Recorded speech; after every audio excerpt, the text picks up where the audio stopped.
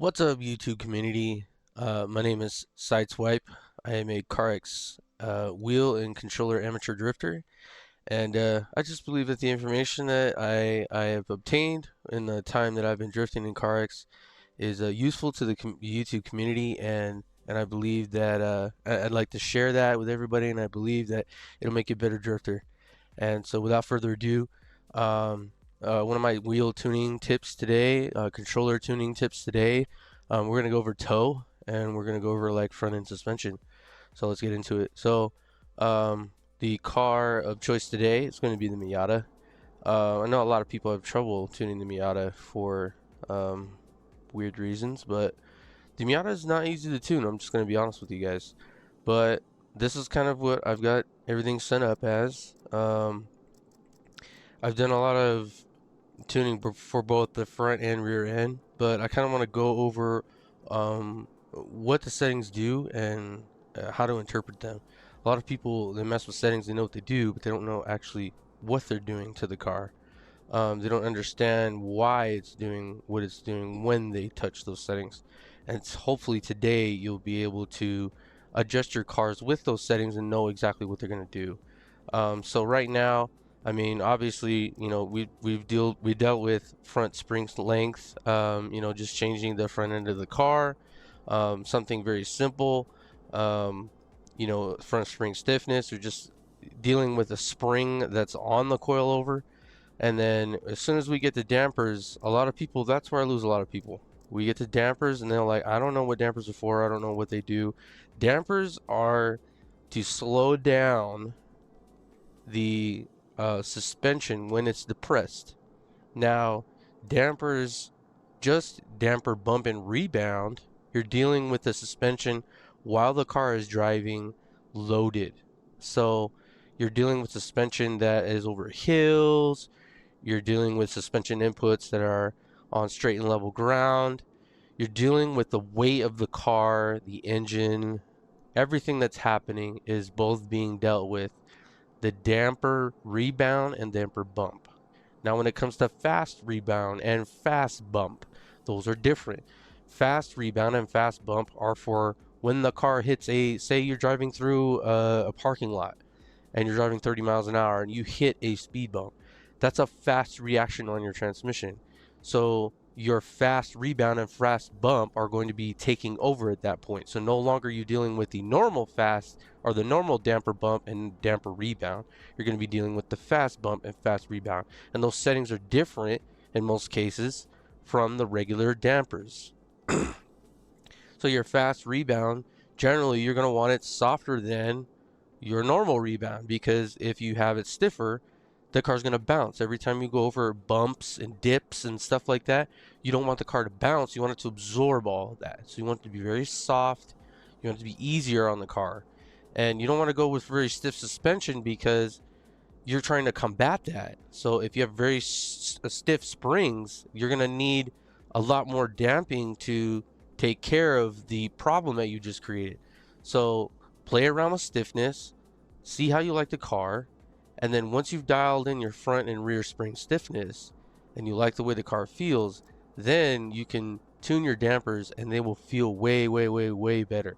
I have a video on my channel I'm going to be doing about tuning fast and fast rebound, fast bump, and damper rebound with damping ratios. So with the calculator, it gets everything really precise and it gets your car driving really, really good. It feels really good once you get the dampers really dialed in.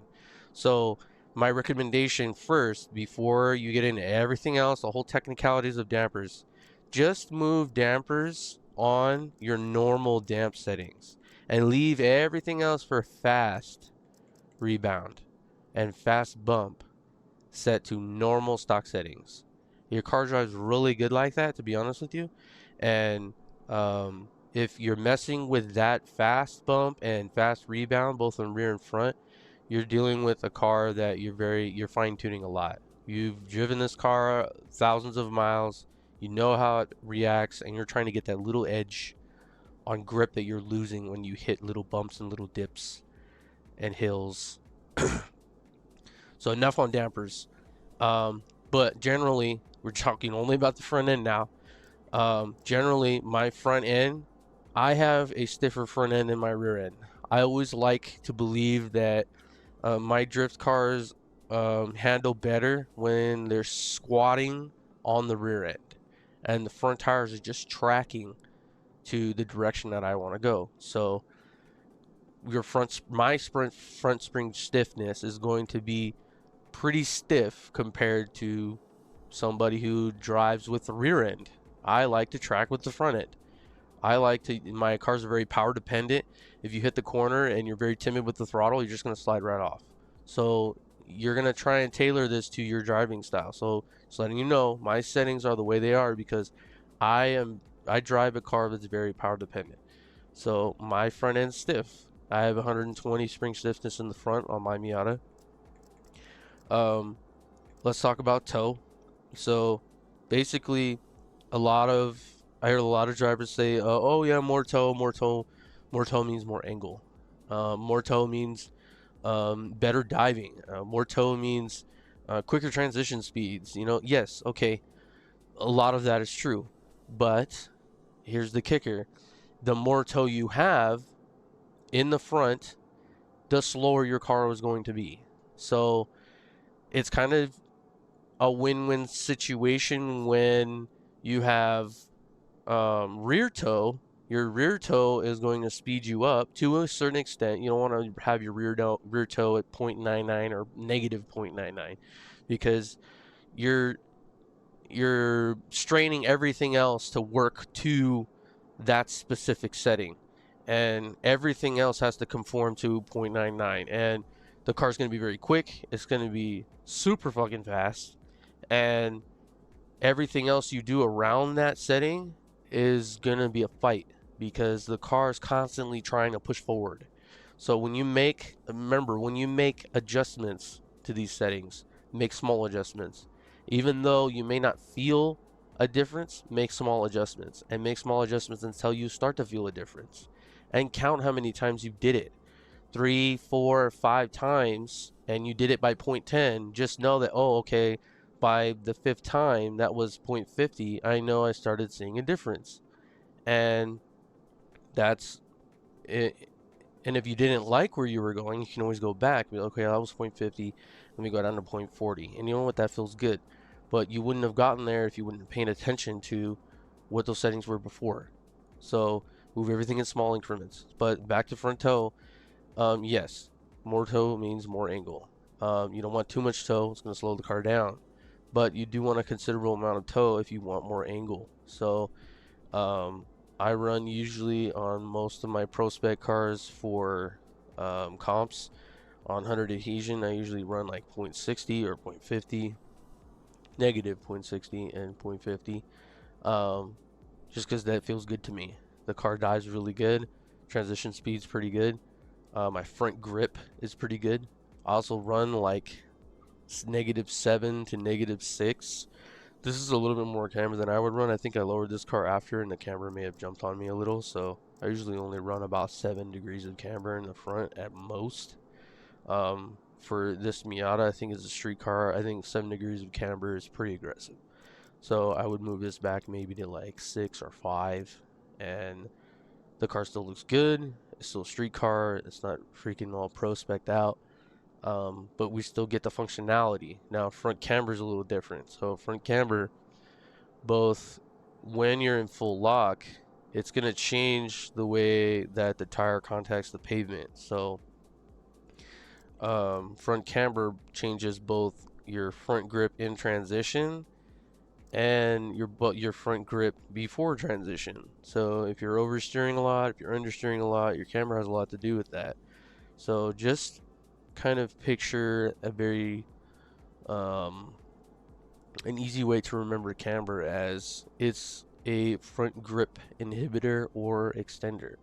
It's going to make your grip better or worse. And if you feel like you've adjusted your tire pressure before to get your front grip right, and you feel like it's not right, but you don't want to mess with the front tire pressure anymore, and you feel like your transitions are kind of washy, you kind of go in and it pulls out, um, lower your front camber. your front camber, your tires are going to be less cambered, and they're going to have more tire contact to the road, so you're going to get more grip as a result. Something more snappy transitions. So just sorry guys, I had to cut the video right in the middle. I was saying some things that weren't correct, so I want to make sure that everything I'm saying is correct. I get a little carried away and I mix some things around, but I was talking about camber and toe. So if you have a lot of toe, you're gonna dive a lot. Your transition speeds are gonna be real quick, um, and you're gonna have a lot more room for angle. Um, Paired with a lot of camber, you're gonna have less grip in the front. So you're gonna have fast transition speeds, but like the front end's gonna be super washy because you have a lot of camber. Now on the flip side, if you have less toe and less camber, now you have less angle, you have a slower transition speed, and you have more grip in the front. You're creating a different situation there. So now the car is not transitioning quick because of the way the suspension set up. It's transitioning quick because there's a lot of front grip. So those settings work hand in hand. When you initiate drifts, when you transition, just be aware of what I told you. Toe is more angle, faster transitions or slower transition speeds, and camber is for front grip and how you grip in drift and when you transition out of drift and initiate into drift. So just keep in mind those two settings put together, they work together. So you can't have settings fighting each other. If you're adjusting something and you're feeling something different, it's probably because you have to adjust something else. So I know there's going to be a video I'm going to make and explaining a lot of this stuff. Front suspension's super complicated because all the settings work together. And when you move one thing, it adjusts other things. And it's hard to wrap your head around, but hopefully these videos that I make will bring everybody up to speed and make you a better drifter. And so it's not so intimidating when you see all these sliders. But like, I don't know what any of this stuff does. All I'm going to do is lower my car to the freaking ground, give it real stiff suspension because the stiffer suspension, you get more grip anyway. And nobody touches damper settings, nobody touches toe, nobody messes with Ackerman. And I usually put my Ackerman at 100 or on 0%, so you can't spin anyway. And stop being those drifters. Take the time, learn how to tune correctly, and here we go into the next part of this video. There's a lot of ways to combat that, but I believe in making settings easier for you to drive the car rather than trying to combat it with, the human factor. Anti-roll bar.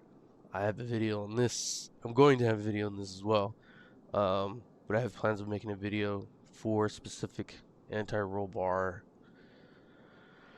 type things. Anti-roll bar is a very touchy subject.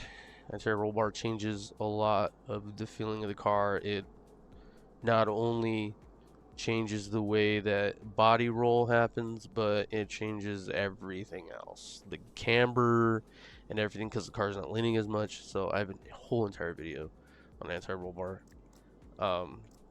Front end, caster. I'm going to go over simple things with caster. Alright, sorry guys, I had to cut the video again. I didn't really explain caster angle kind of in the way that I wanted to explain it with you guys. So, here I go again. And basically I have a picture here of caster angle. And then, obviously it's got a shock that's moving, back and forth, away from the 0 point. But the reason why the shock's moving is because the shock's attached to what's called the spindle. And the spindle is attached to your top arm and your bottom A arm, and the spindle moves with the suspension to give it that springiness. Well, what brings the suspension back down is the shock, and the shock's mounted at the bottom of the A arm, goes through this other arm, and then attaches to the body of the car. So when you move the spindle, yeah, it's gonna follow, the shock's gonna follow with it because it's attached to it. So the shock's not the thing that's moving, the spindle is the thing that's moving. So with positive caster angle, meaning the um, spindles being moved towards the rear of the car, you're gonna have really heavy steering, and you're gonna have the opposite with negative caster angle. You have really light feeling steering. So that's caster, and that's how caster works. Combined with toe, yes, it's gonna make transitions different in the way that the caster acts, but those things work hand in hand as well. So you gotta make sure that you don't want one setting too much because you're trying to combat it with, oh, I want a fast transition speed, but I want my steering to feel really heavy. You don't want to be too far away from each other because everything in front suspension is connected together. It's kind of hard to wrap your head around, but when you adjust one setting, everything else gets adjusted as well, the way it acts. So when you're adjusting something, make small adjustments, make sure they're not too much. And I'll make another video on front suspension because it's a little bit tricky. Like I was saying, one thing you adjust, it kind of adjusts everything else with it because everything in the front suspension is related. So just keep that in mind. Positive caster angle, heavy steering.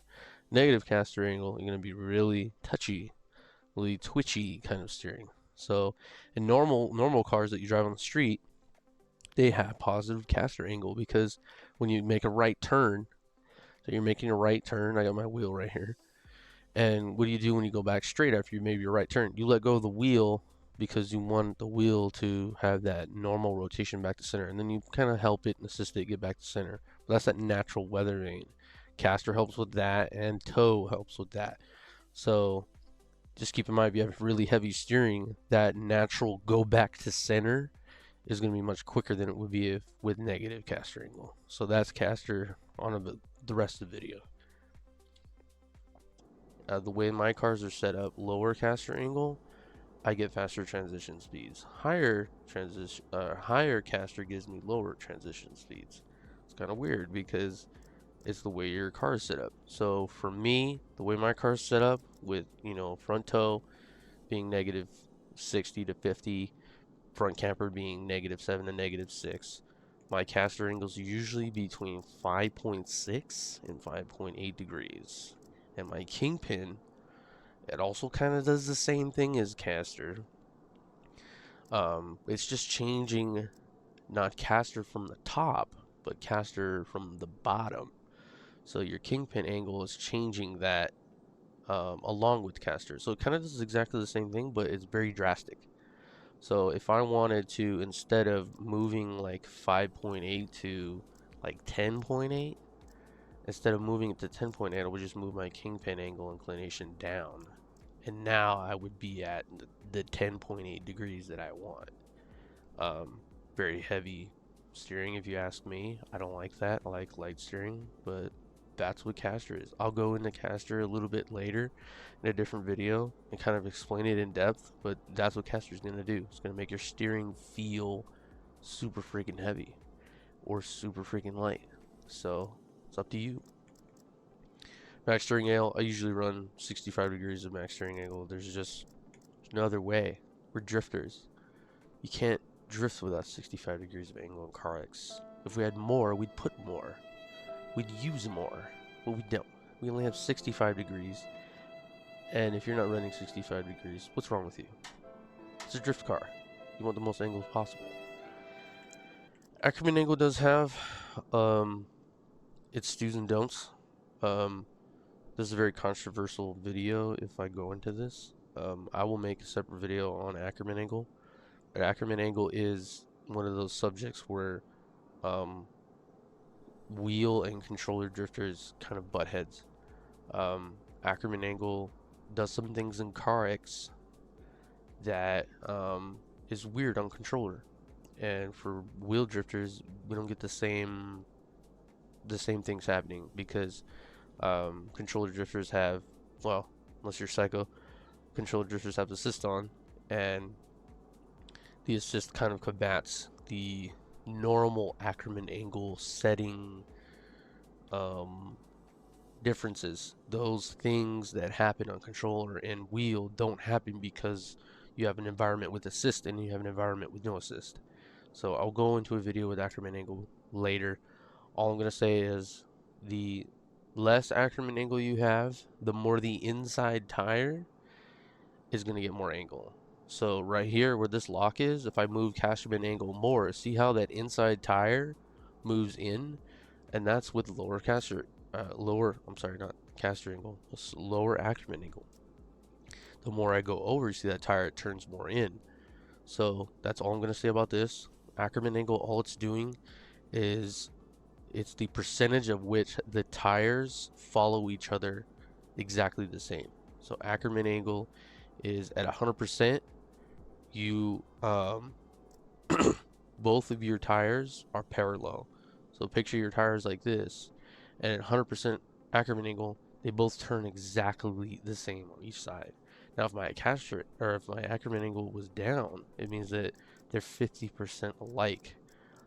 So now, instead of things being parallel, things are not parallel now. See, the inside tire turns more. So that's Ackerman angle. I'll go on into depth with that a little bit later. But that's Ackerman angle. Your steering axis offset. Usually, I don't mess with this. I'm gonna do a separate video on it. I need more research and make sure I have uh, the right information for people.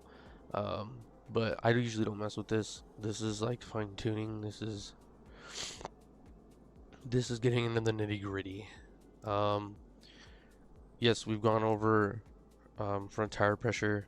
If you don't already know, the more tire pressure you have in the front, the more it's going to slide. The less tire pressure you have in the front, the more it's going to grip. So if you're having problems when you're trying to drift and you have low horsepower cars, just raise the rear tire pressure and then kind of pull back on the front tire pressure. And those cars usually slide really good like that. And so you can get a car with, 250, 300 horsepower, just rack the tire pressure in the back up and bring down the front. And you can drift them with a welded diff. So that's front tire pressure. Tire width, I think we'll go over this in a different video as well. Just being that most of my cars are run comp specs, BDS comp specs, D1 comp specs, a whole bunch of comp specs. I got comp specs all over my Discord, in the entire Discord. By the way, yes, I have my own team. Our team's called Minotaur Technical Racing. We try to do as many cash comps as possible. We try and compete as much as possible. We all have lives outside of gaming, but when it comes to gaming, we take it very seriously. It's not a joke. It's our home away from home, and this is kind of the tips I wanted to put today on front suspension, and hopefully this helps you guys out. I'm gonna take this little car for a test drive and kind of show you what this drives like, and hopefully you learn something today, and hopefully you can apply it really easily. I'm open for suggestions if you want to hit me up on YouTube. If I'm not working, I'll answer you. If you need a specific video made for you, then I can do that. Just hit me up and let me know. I can make a video for you and try and get some more understanding on the subject that you're gonna get.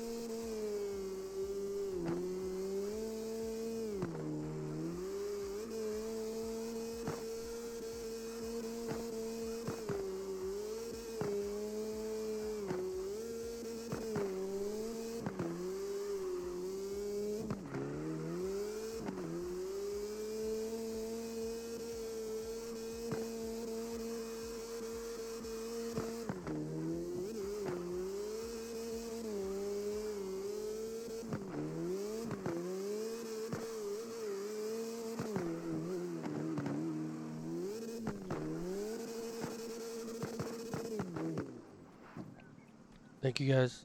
Have a nice day. This is Sideswipe logging off.